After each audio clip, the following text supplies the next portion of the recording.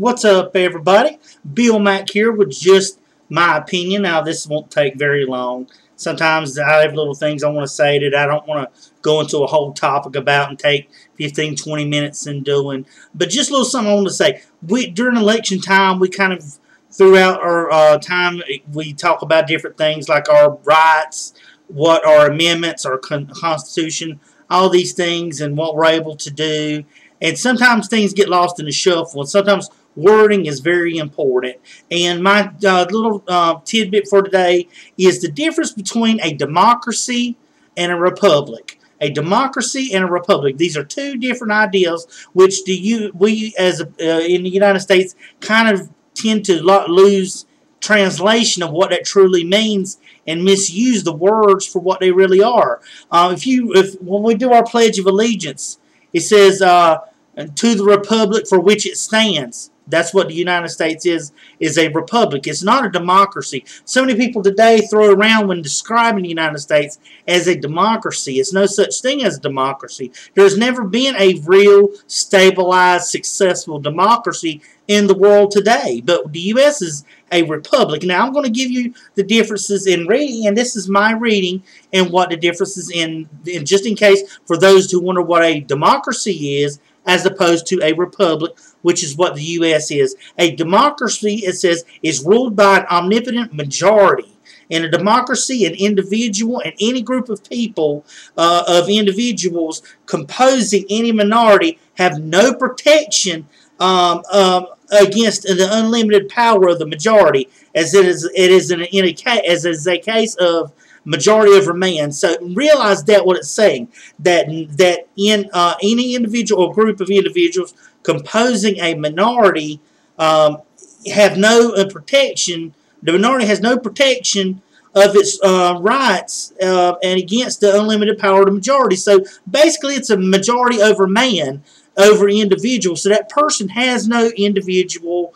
Their rights are not being protected. Now, in a republic, which is what we are, it says that a republic is similar to a representative democracy, except it has a written constitution, which is what we go by, which is what we were founded on, which is what we have is our letter of law today. It says it is a written constitution of basic rights that protect the minority from being completely unrepresented or overridden by the majority. So even though a majority may stand, that means they can, no matter what may be passed by the majority, it cannot affect its unalienable rights, and their basic rights cannot be taken away. And I'll give you an example of that. For a democracy, let's say you have 3 wolves and a sheep sitting at a table. Those 3 wolves can vote to eat that sheep, and that sheep has no choice on whether it wants to be eaten or not, or that it can be able to be free. So that's what happens. Those wolves can elect, so there's more of them, they can elect to eat that sheep, and that sheep has no rights whatsoever of saying, no, I don't want to be eaten. Now, a republic, which is what we are, says even though there may be a majority of those wolves, 3 of them at that table, that sheep has just as much right to be able to live and be there and not be eaten as those wolves do. So that's kind of a little example of what it is. And it says that constraints on the government, that the majority can compose its will, any will on a minority. That minority has no rights whatsoever if the majority decides it doesn't want to. But in a republic, it says the majority cannot take away certain inalienable rights. That's true, because that's what the Constitution tells us, that we do have rights. You know, the Bill of Rights was written so that we can have rights, so that no matter what a majority may say, there's certain rights that can't be taken away. And you get a philosophy on democracy. It says that all eligible citizens get equal say in decision. All eligible citizens get the right to say in decisions. But it says here in a republic, all eligible citizens get equal say in decisions with protection. Yet again, that difference, protection of unalienable rights to individuals. So once again, Democrats all about the majority. The minority has no rights whatsoever. They can have their will imposed on. Republic, the majority has certain rights, but so does that minority, so that they can do whatever and have decisions made. And I can vote, but it doesn't take away there's rights, certain rights that we have that they can't be taken away just because a majority may want to do that. So classic examples of what a democracy is classic Greece and Rome. Those are examples of that. But the republic, that is the United States of America. What we are, what we're founded on, that is us. That is what we are. Sovereignty held by a democracy would be the whole population as a group. The sovereignty is. But if you look at the sovereignty of the United States as a republic, it's by the people, the individuals themselves. So you see the difference as a whole, which is a democracy, whereas in a republic deals with a certain, with individuals. You and I have rights. You and I can make these decisions. They don't have to make each other. Yet again, we see republic deals with rights, inalienable rights, the right to choose, the right for this to happen and not to happen. So we see these things happen. Common confusion, it says in the USA, is people confuse democracy with representative democracy. It says that the U.S. has a representative style, though it may suggest that the U.S. is more of a oligarchy or plutocracy, if I'm pronouncing that right. Sorry if I totally slaughtered the pronunciation of that. The U.S., it says, however, republic is a republic. It is governed by a rule of law. The elected are bound by oath to written government laws, which is the Constitution.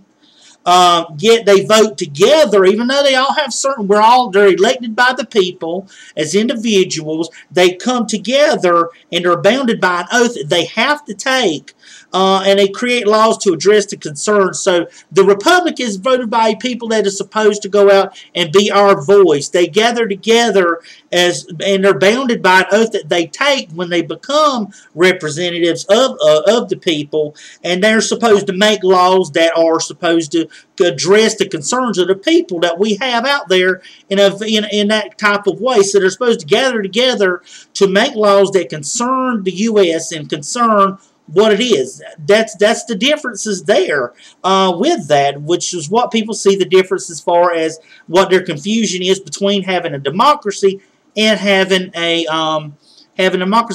republic. Now, free choice. In a democracy, it says that individuals may make decisions for themselves, as in so much far as that the majority faction has limited individuals. So we see the differences there, and we'll see what they are in republic. But it says again, individuals can make decisions for themselves, but except so much as a majority faction that has limited individuals. But when it comes to republic, individuals may make decisions for themselves, that there is a constitutional prohibition, as far as there is a constitutional prohibition on interfering from freedom of choice. So they can make decisions as long as it's not affecting the Constitution. Understand, in a republic is a written law followed, that we have to follow the Constitution.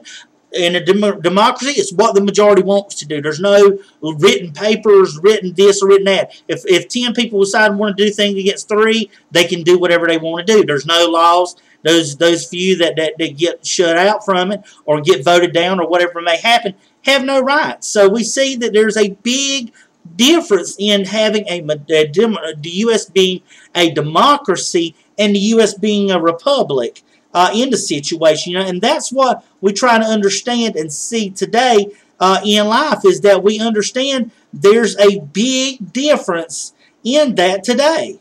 And that's what we try to understand in today's life, and where people get so confused with the situation here. And that's what we have to look and understand and know in today's life. Okay, now we see here, as we come up again, we deal now with political system. The political system in democracy is basically democratic.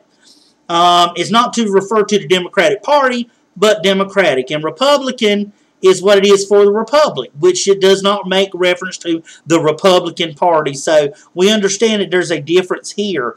It says that under the social structure under the democracy is that class distinctions become pronounced due to the capitalist society, and they vary from state to state. But in a republic, they become pronounced due to basically the same thing. Social structure, as I'm seeing, is both basically the same structure. We see here that the economic system is basically the same, that they're both elected by voters or they're elected representatives. So that's basically something that's the same as that. Private property over here we see is a big difference between a democracy and a republic. In a democracy, generally private property is permitted, although a majority may place limits on private property rights. So we see the majority has its will. However, republic, we see that the private property is permitted, but as long as there's no interference with the Constitution on prohibited with interfering with property rights. So they can do whatever, but there's certain rights that those people that own that property have as well, written through the Constitution as followed by the Constitution. So hopefully in the video today you understand, if you get nothing out of it, between a democracy and a republic. Is democracy is majority rules, majority sets the tone for whatever the case may be. In a republic, it's more of a Constitution driven law written by that we all go by. The U.S. Constitution is what we go by. So then you see where that makes us more or less a republic than it does a democracy.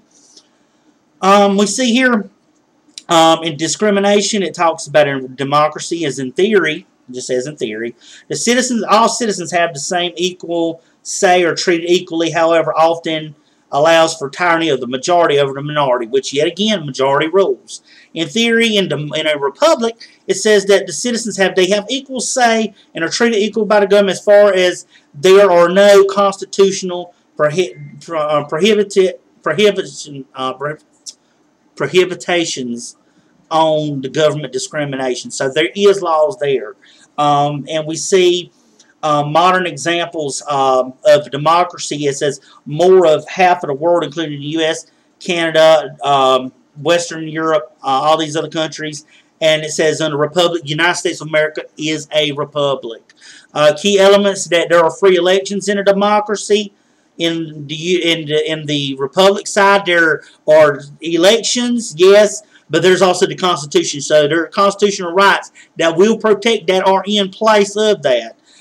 We see here, and both deal with voting, both get the free chances to vote. And in observation, finally, folks, in closing, observations in practice. In a democracy, people commonly confuse direct democracy with representative democracy. The U.S. has a representative style, but the will of the people shouldn't easily decide to change the rules that limit the power to the government. So we see if the people as a majority decide to change the rules, that's allowing them, they'll be able to do that. It's not up to the government and whatnot, but we see here strictly in the republic that the USA's Constitution clearly shows that the U.S. as a republic, such as Article 4, Section 4 of the U.S. Constitution. So, in closing today, just a little tidbit, a short video for you here. Understand, the United States is a republic, not a democracy, as people can commonly get. So, I hope you got something out of it. I certainly did. And we can kind of refer to the U.S. as a republic for which it stands, because that's what we were founded on. Not a democracy. As you see, the majority does have some views, but they can't take away the views from those of the minority. They cannot impose their will on those of the minority. So the minority still has their own rights, regardless of what the majority at some point can get. So, with this little history lesson, with this little real talk history style, this is like, subscribe. This is Bill Mack. Once again, take care, folks. And until next time, this is Bill Mack signing off.